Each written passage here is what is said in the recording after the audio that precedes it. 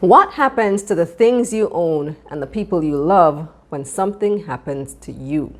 Well, if you don't have a plan in place, who knows? Any card can play, which is why it's important that you have a will and estate plan so that you can leave the things you value and the people you love in the right care. I'm Kalila Reynolds, and it's time for another episode of Money Mondays JA, brought to you by Proven Wealth and Bulwark Insurance Agency.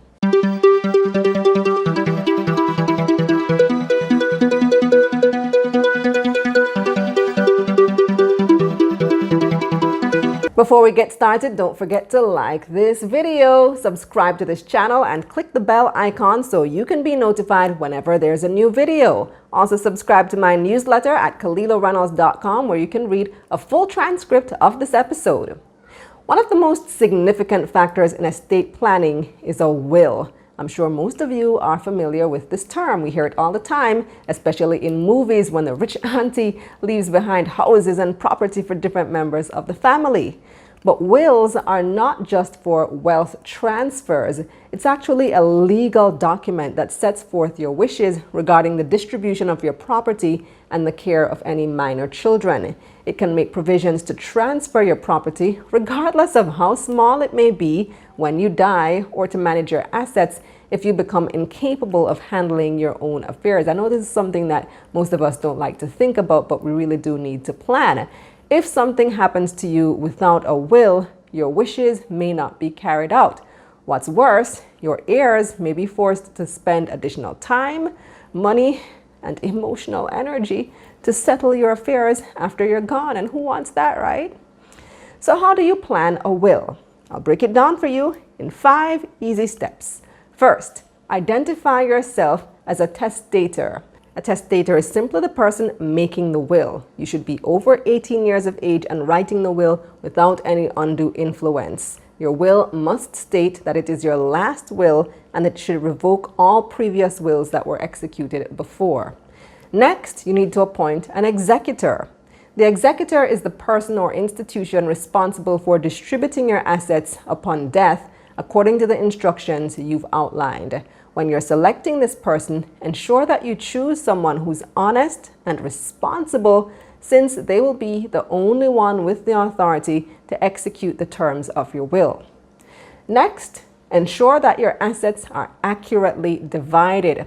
Who are the benefactors of your will? Are they each receiving an accurate percentage of your financial assets? Are you paying your executor as well? What amount are you giving him or her?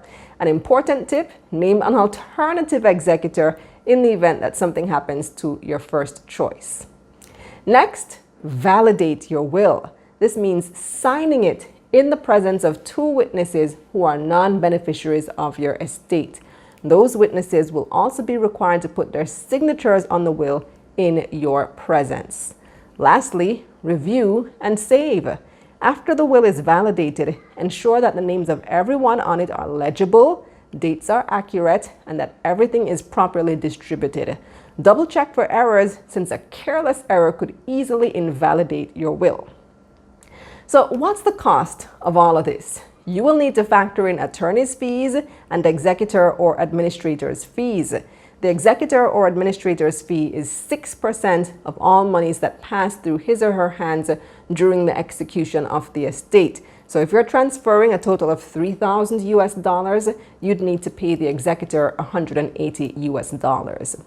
When a person passes, his or her assets may also be subject to certain estate taxes. These include transfer tax and stamp duty.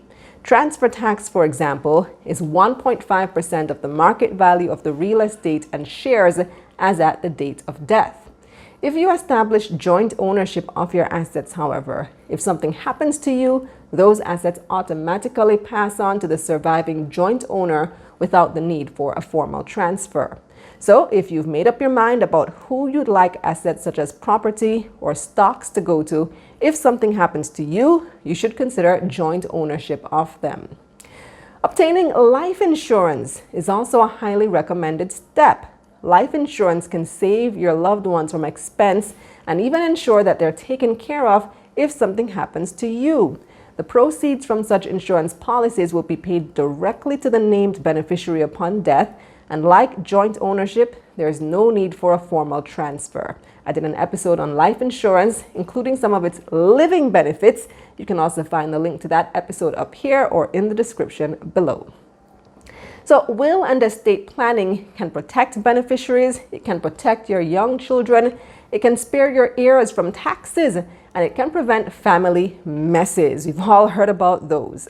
The bottom line is, if you want your assets and your loved ones protected when you can no longer do it, you should look into getting a will and estate plan.